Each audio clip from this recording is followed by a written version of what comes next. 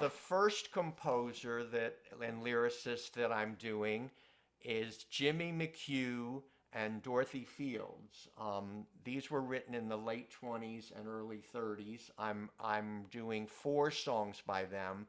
Jimmy McHugh had a background in vaudeville, and so did Dorothy Fields. She was, according to what I read, she was a poet and lyricist and teacher, and he wrote with her for a few years, and some of them were catchy for the era, and at least two or three of these, if not all four, I'm sure you've heard before.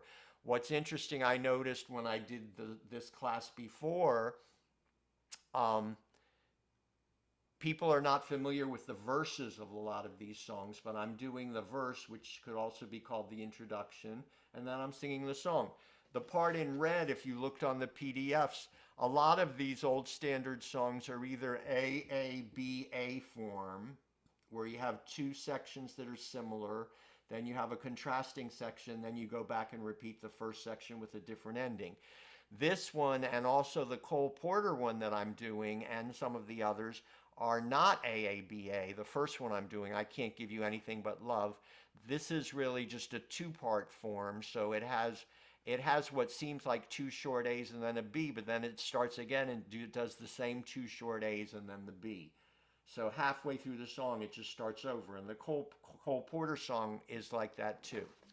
What I find especially interesting, which came up in another of these seminars, Dorothy Fields later in life was lyricist in the 1960s for the musical Sweet Charity with Cy Coleman.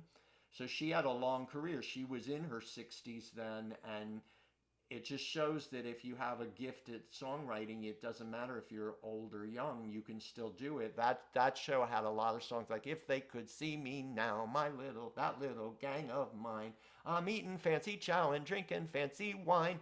But the ones that I'm doing now, these four songs are early, but they're good. They're catchy. They're sort of straightforward.